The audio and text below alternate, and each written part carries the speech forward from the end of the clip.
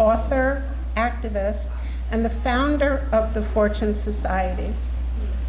He was inspired to start the Fortune Society after producing a play called Fortune in Men's Eyes, which revealed the horrors of life in prison. Over the past 50 years, Fortune has become one of the nation's leading reentry service organizations, serving nearly 7,000 individuals annually with a wide range of holistic services to meet their needs. It has secured a position as a leading advocate in the fight for criminal justice reform and alternatives to incarceration. David has touched the lives of countless numbers of people and is beloved by the Fortune community and way beyond. Before his semi-retirement, his show airs only on the first Saturday of the month now from 8 to 10 on BAI. I was glued to the radio every Saturday morning from 8 to 10 to hear David's show any Saturday. I had come to depend on David's wisdom as he talked about the current state of affairs in politics, the world, and my community. I was inspired to volunteer at the Fortune Society, which was one of the greatest things I have ever done. He also shared his thoughts on shows, movies, and books that were worthwhile. It's a wonder to imagine how this man gets to the theater, the movies, books, and the gym every week and still has time to give of himself at the Fortune Society, but he does. In the last volume of the Fortune News, a publication put out by the Fortune Society, there was a beautiful article written by Casimiro Torres, the superintendent of the Fortune Society. Casimiro has been at the Fortune Society for the last 13 years, and he gives credit to David for being like a father figure to him. More than that, he calls David his father. Casimiro's words describe the deep impact that David has had not only on Kaz, but on countless others throughout the years. Casimiro writes, "My father is not tall like me, nor do I have his eyes. My father is a little old Jewish man who wears glasses and funny shirts. My father has taught me many things. He taught me that I am not the worst thing that I have ever done. He has told me that I am a good man, a kind man, and even noble at times. I am just like my father." Please join me in welcoming David Rothenberg.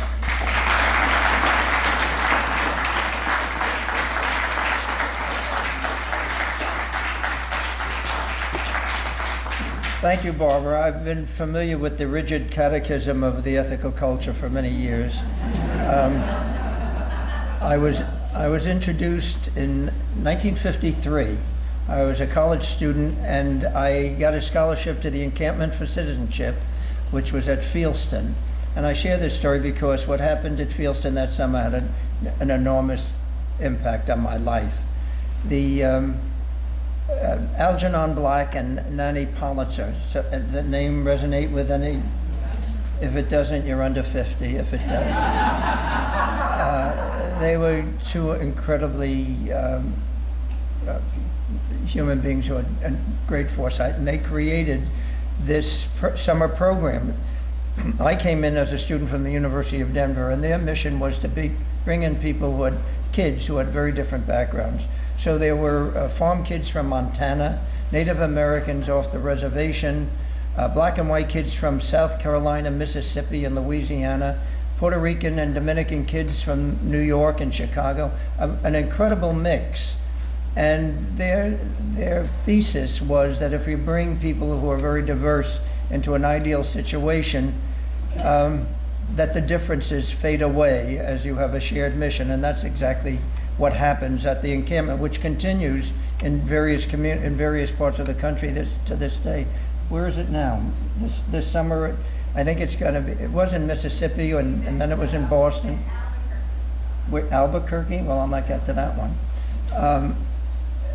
But it was extraordinary, and we had great speakers that came in. We spent a day with Mrs. Roosevelt at Hyde Park, and we had people from the stock market and from labor unions, and then we would have discussions afterwards. But what we were constantly told is that you have a voice and you have to use it.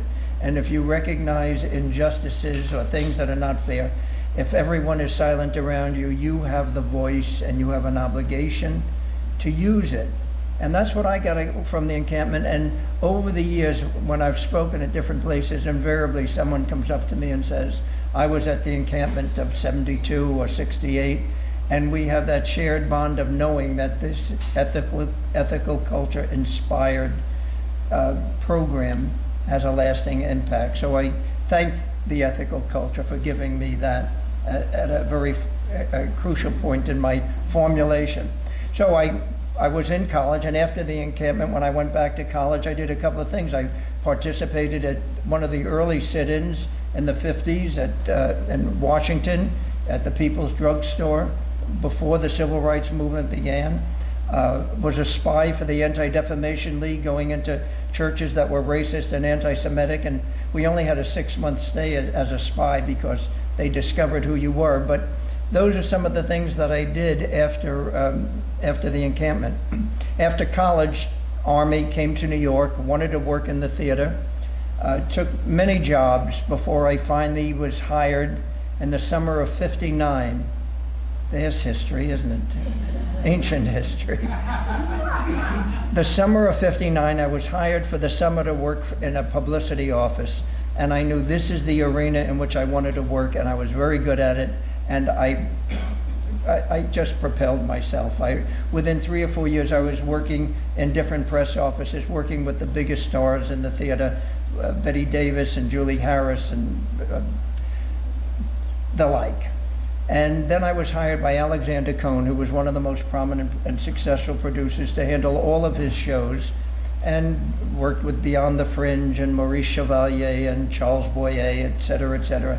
And the big change came, for those of you who know your theater history, in the summer, in '62, Richard Burton and Elizabeth Taylor discovered each other on the set of Cleopatra. Those who are in a blank look are under 50. It was an international scandal. Richard was married to Sybil Burton.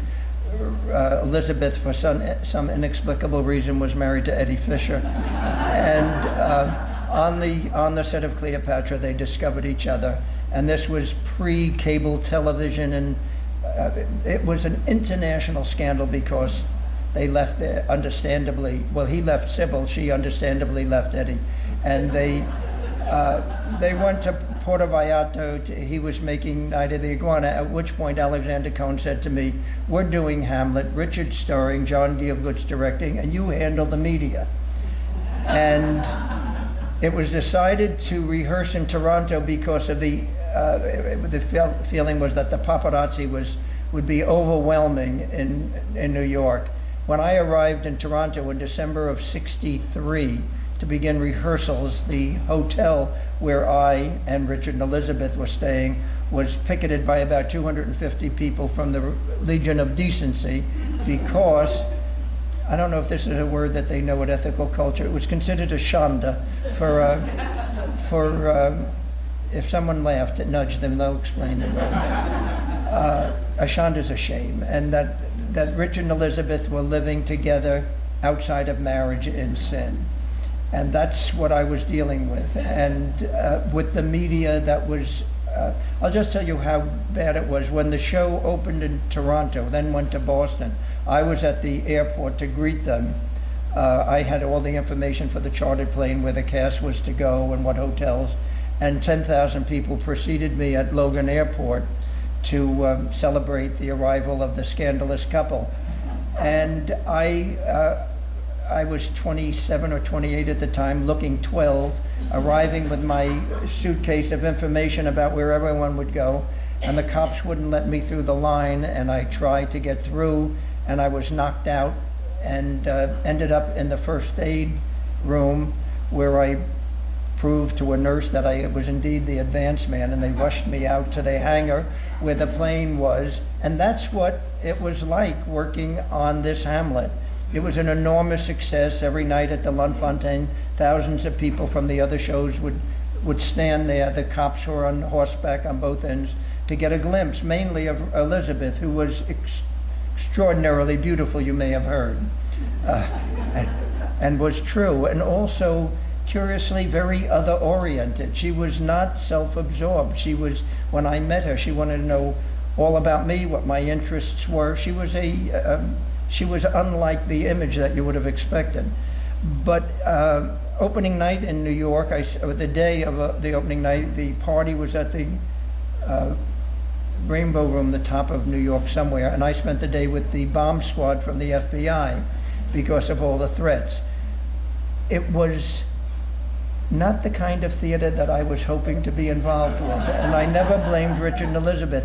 I always found theater like Raisin in the Sun or Diary of Anne Frank, the kind of I liked a good Neil Simon comedy or a musical like Pajama Game, but the theater that was a mirror of the social things for which I had a passion was what I wanted to work with. And so I told Alex Cohn that this was it for me, and I took a freighter and I went to live in Italy for a few months, and I said, if I'm going to work in the theater, I want for it to have much more meaning. I wanted things like Raisin in the Sun or Diary of Anne Frank or Death of a Salesman that were mirrors of our society and affected people, allowed them to think about and talk about things. So I opened up my own press office, and I was immediately working on the biggest shows. I was representing at one point a Tennessee Williams play, a Harold Pinter play, and an Edward Albee play. But what happened then, I went to La Mama and saw a workshop of an anti-war musical called The Viet Rock. It was being shaped, and I said, now this is the kind. This was '66, and the Vietnam War was not. It was not yet popular to be against the war. It was just public consciousness was being raised, and I thought this is the kind of theater that should be done. And produced with my friends Nancy and Jordan Charney, we produced Viet Rock, which had not a bad run, but the New York Times critic thought that it was all right to be against the war, but must these young people be so strident? It's interesting how you can always remember the bad reviews. But at that time, just about the time, it was in '66, that Nathan Cohn, a critic from the Toronto Star, he and I were having lunch, and he said he had read a play by a Canadian that would never get produced in Toronto because it was too subversive, and he thought it was brilliant. And I said, Nathan, I want to read it. You haven't liked anything since Potemkin, and if you like this, I'd be interested. So he got me the script, and I remember I sat up in bed one night and I started to read it, and I read it twice, and I was devastated. I wrote a letter to John Herbert, the playwright, and I said I felt that I was trapped in a room with 4 cobras. All I knew about prison was what the movies told me, the old pictures. They were either rioting or escaping. This was about a young boy in a juvenile facility coming in raped on his first night. I was startled. It was stark theater, but it was also told me something about which I was ignorant. And I said, it had such a truth to it. I went to Canada and I met John, and it indeed was his story. He was the 16-year-old kid who had been gang raped on his first night in prison. He did 6 months in a county jail, had been out for 20 years, but he said he still was on the fringes of society because he never was able to get back in. He was so enraged at a society that would allow this to happen, and that he was invisible. And I thought this was theater that had to be done, and produced it. And it opened in February of 1967 to wildly mixed reviews. Before it opened, though, the actors wanted, as actors who are so needy, and wanted to visit a prison. And we arranged to go to Rikers Island. That was my first time I ever was inside of a prison or a jail. It was December of '66, while we were in rehearsal. And that visit to Rikers Island was traumatic for me. All we saw were young men. We were in the juvenile facility. We saw young men being herded about. And I said aloud, whatever they're here for, what put them here? What law did they break? What code did they offend us with? How will they be any better by this experience? They're coming out. It seems like an exercise in futility.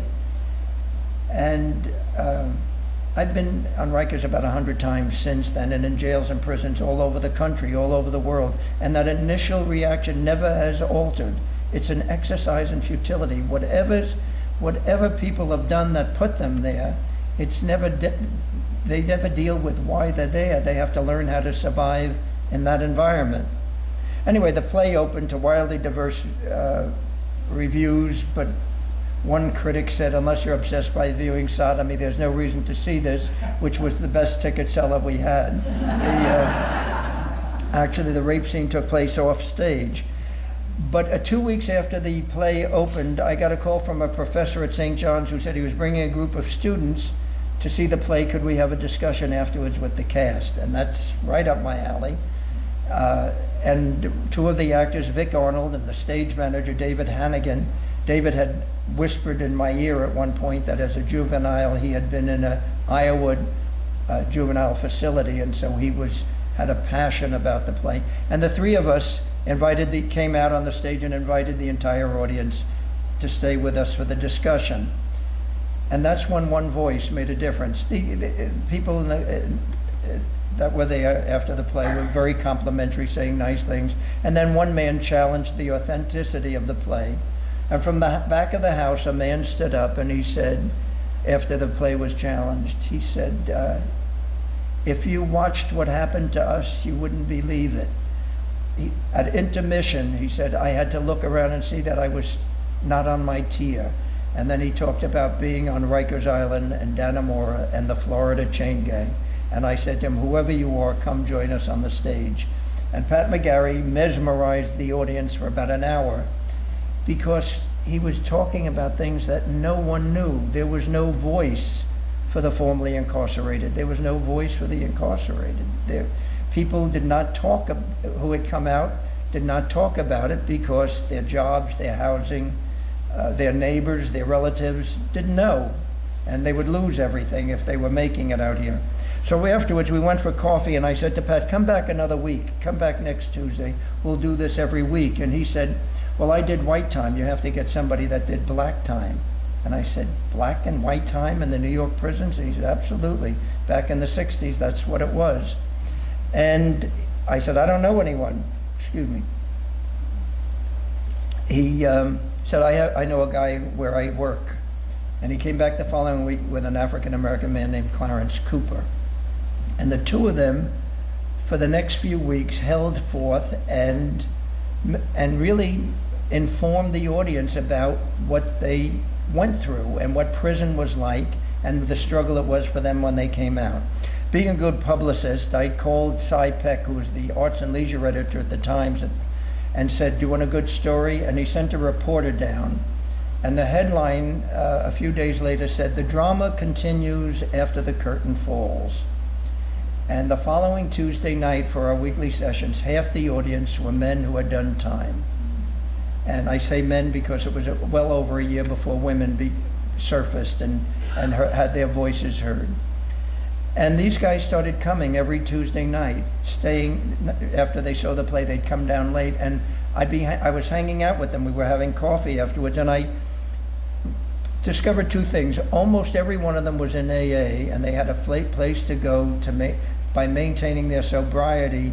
They were able to stay out of trouble and out of prison, but their rage about the prison experience had not been touched, and this was new for them. And it was a very exciting period that we didn't know where it was going. It was just a group of people discussing something. Remember the 60s when you didn't have to apologize for caring? This was an arena that had not been touched. And I started getting phone calls from people that had been in the audience saying, teachers saying, could you come to my school? Ethical culturists saying, could you come to the Ethical Culture Society? Unitarians. That's when I discovered the difference between Unitarians and ethical culture was Unitarians had Danish with their coffee and the ethical cultures had bagels. Other than that, the philosophical difference was rather. And we were on the circuit. We were going around, me and a group of guys who had done time, and it was clear that there was a need. And one night at the theater, I said, we're going to start a group. And 16 people gave me $2, and we opened a bank account at Chemical Bank. I like to say Fortune lived longer than Chemical Bank, which was swallowed up by Chase, but what hasn't been? And my one-room theater office on 46 and Broadway became a hangout for men who had done time, and we were a speaking group. There was no staff, there was no program. We put out a mimeograph newsletter. Mimeograph, anybody remember? Yeah, with the ink and you churn it out.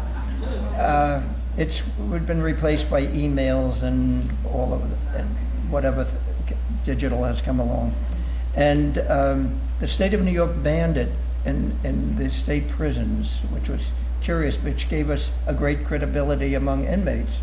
That fact that our little newsletter, mimeograph sheets of paper just saying where we're speaking, was not allowed in. And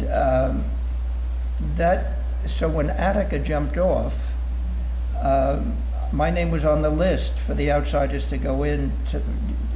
Some of you remember 1971, September 9th, the riot at Attica, the inmate uprising. And myself and Kenny Jackson and Mel Rivers were in the yard at Attica during what was called the negotiations. And we were the media center of the universe at that point, because all the media just came upon Fortune after the slaughter by the state.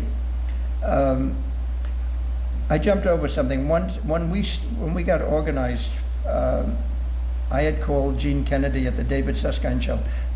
It was almost unheard of for somebody who had been incarcerated to go on television, because their visibility that would eliminate any future that they had. And 4 of our guys agreed to go on the Susskind program on a Sunday night in March of '68. And at the end of the program, Susskind had a crawl that said, if you want to contact them, Fortune Society, 1545 Broadway. And the next day when I arrived at my office, you would have thought it was a prison breakout. I was on the 6th floor, and the stairwell was filled from the 1st floor to the 6th. About 250 guys, all looking for exactly what men and women who come to Fortune today are looking for: jobs, housing, somebody to talk to, how to break the cycle. And 2 of the men were Kenny Jackson and Mel Rivers, who stuck around and realized that this is what they wanted to do with their lives. And the 3 of us made a commitment.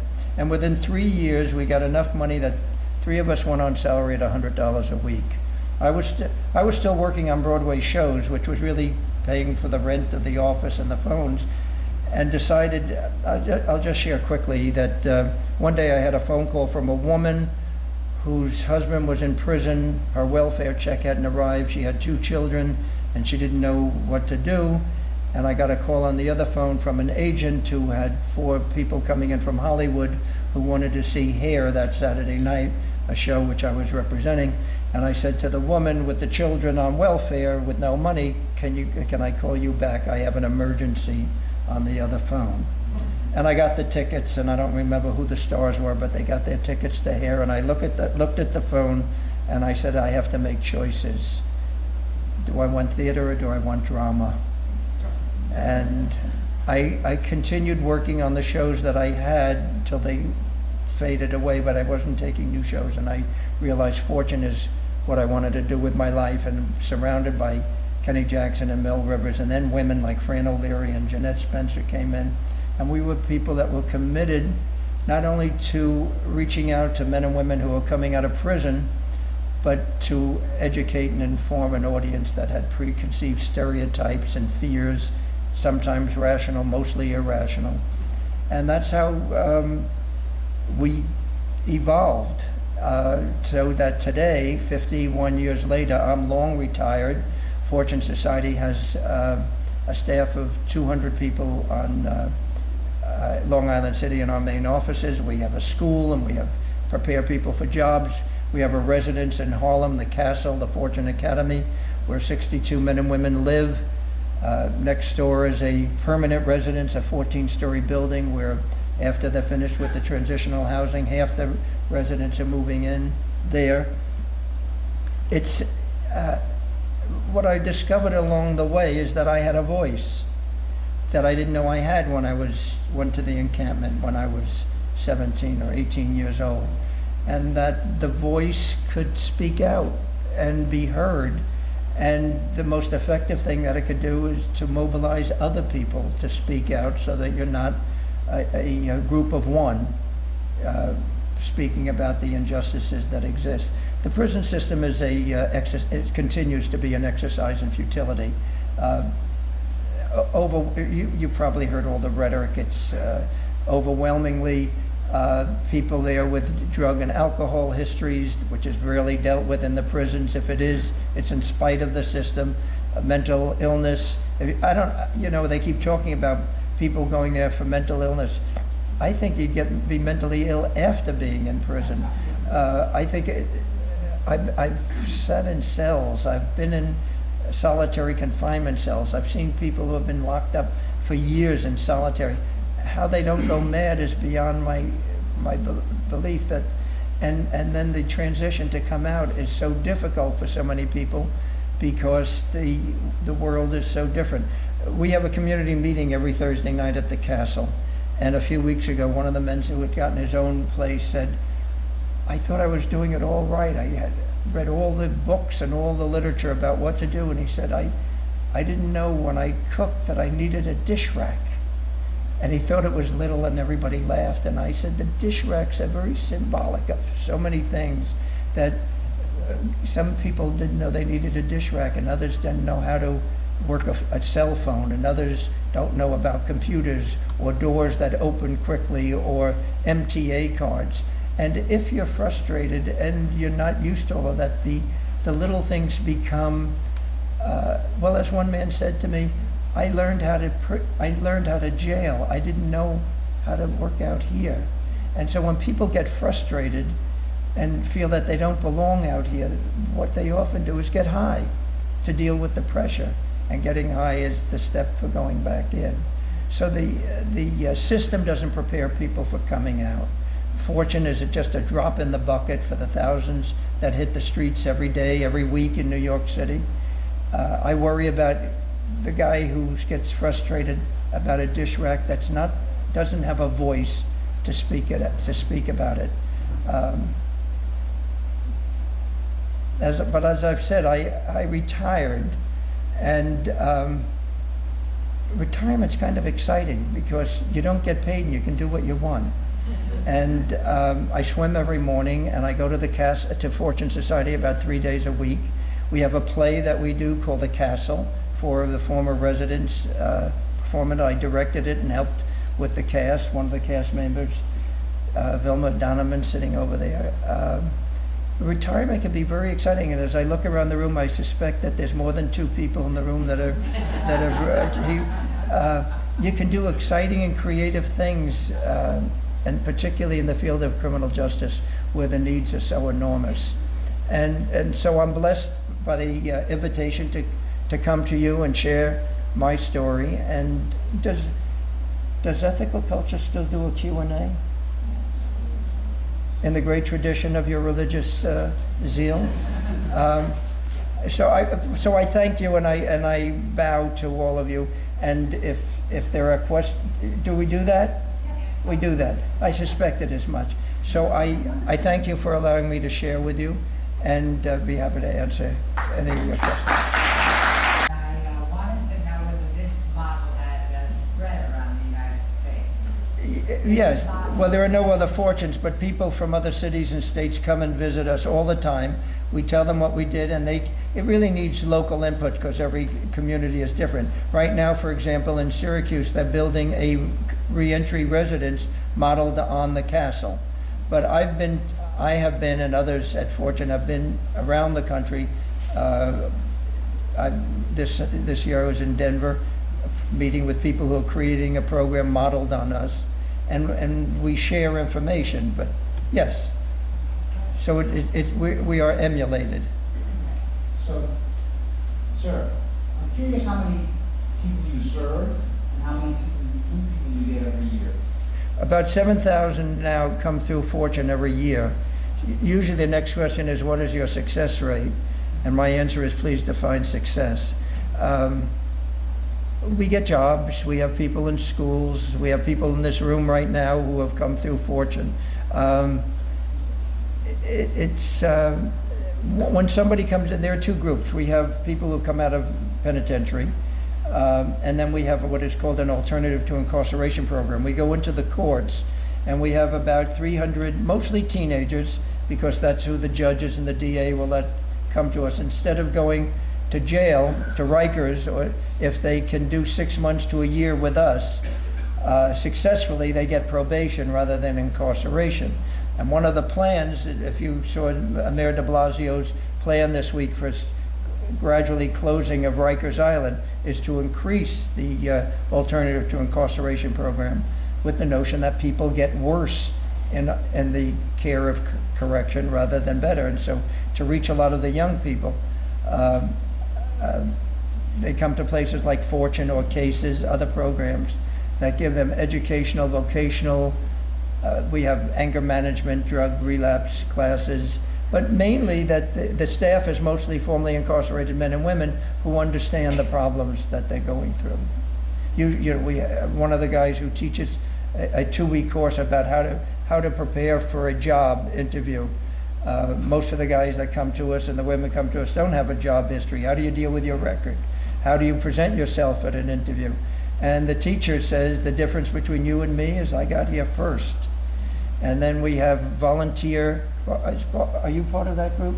We have volunteer retired people, business people who do mock interviews and sit with them on one-on-one, and it's very exciting to watch and to be a part of.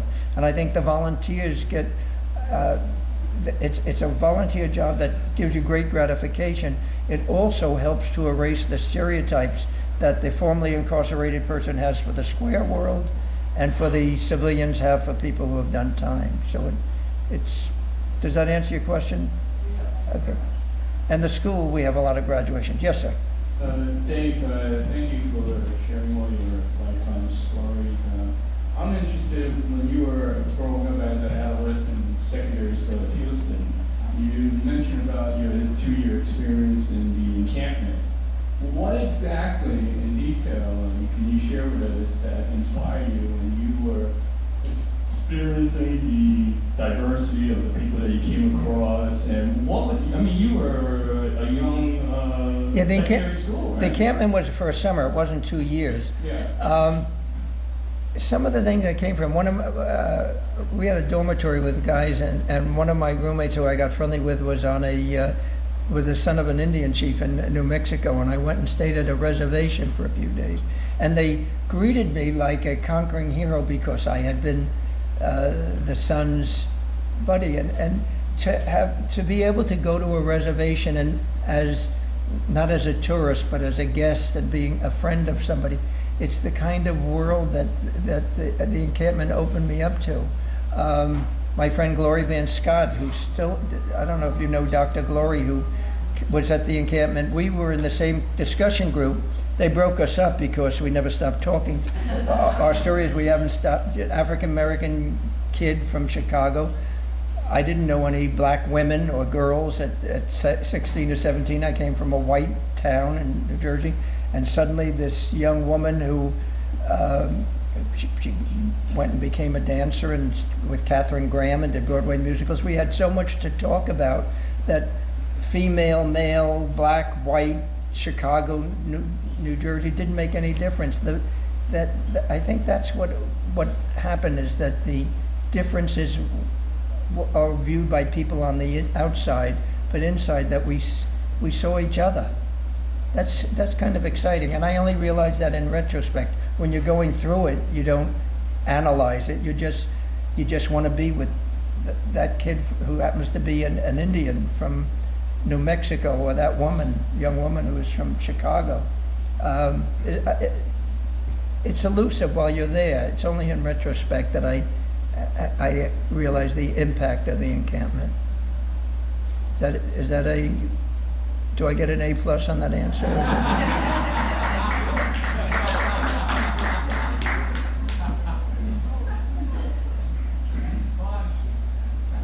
Yes.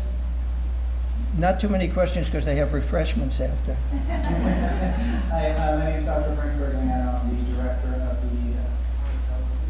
Yes, we had a little talk before, and I, So tell us things that children and teenagers with their incarcerated parents tell us that.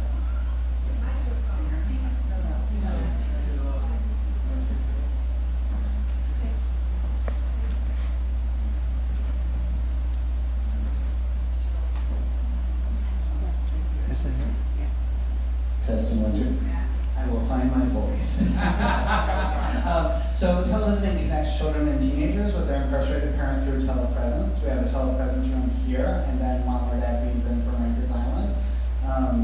And I was wondering if you could talk a little bit, I'm really curious about your insights about the importance of maintaining connection Yes. while you're incarcerated. well, what I told you but when you introduced yourself before, in the early days of Fortune, after that David Susskind show, one of the letters I got was from a woman who said, her name was Barbara Allen, and she said, I'm doing my time on the outside.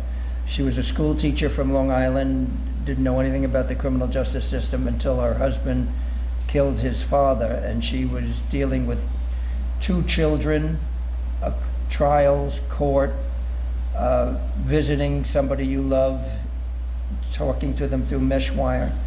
And she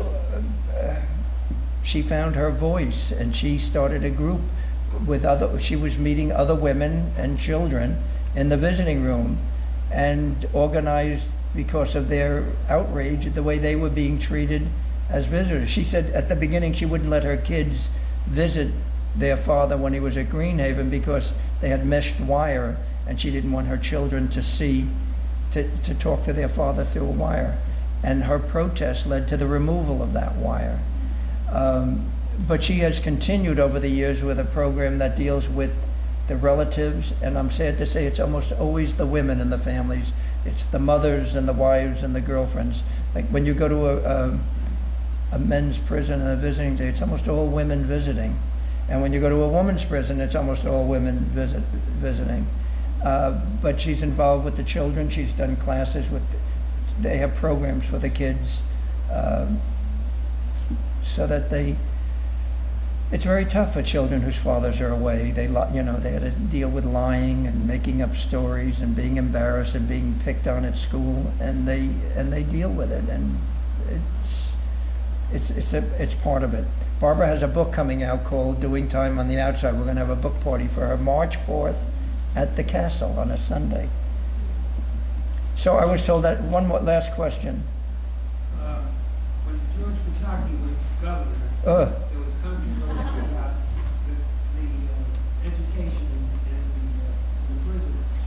And it turned out that education stopped at the 8th grade, and they asked him about it, and he said, that's fine. And I was wondering if you... Yeah, he eliminated the college program. Pataki eliminated the college program.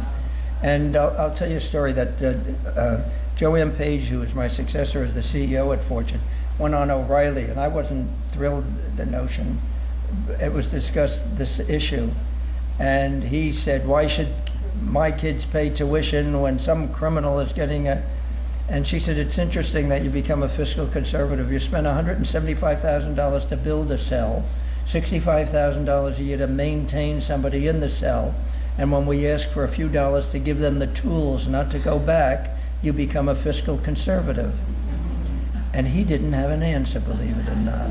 The fact is, almost all statistics show that the as education increases, options increase, and it's a direct effect on recidivism. But if you're living in prison towns and that's the only industry, they are not thrilled by programs that reduce the prison population, and certainly the Correction Officers Union doesn't want smaller numbers. Because the closing of Rikers is something that's it's happening now. Nobody's going to be fired from correction officers, but so the officers won't be protesting, but through attrition, as people retire or leave, they're not going to be replaced, because the goal is to get the population at Rikers from 9,000 down to 5. That means the union will be less powerful, and though I am a union person, there are some unions that I'm less union-y about than others. And the correction officers have fought education because it limits recidivism. People who have, Stanley Richards, who's our senior vice president, who's a remarkable man, is on the, has been on the Lippman Commission about closing Rikers, said that he was in the last group that got college classes in state prison. He said he thought he was going to spend his whole life on the street corner selling drugs. He didn't know he was smart. And he found one of the teachers there kept saying, keep going, keep coming back. And he got his GED, and then he started going to college. And when he came out, he got his degree. And now he's a national spokesman on the subject of reentry and the role of education. But it's the history of this country. The funding for black schools, particularly in the South, has always been in parallel with trying to keep people from voting. It's about power and control. And on that note, thank you again.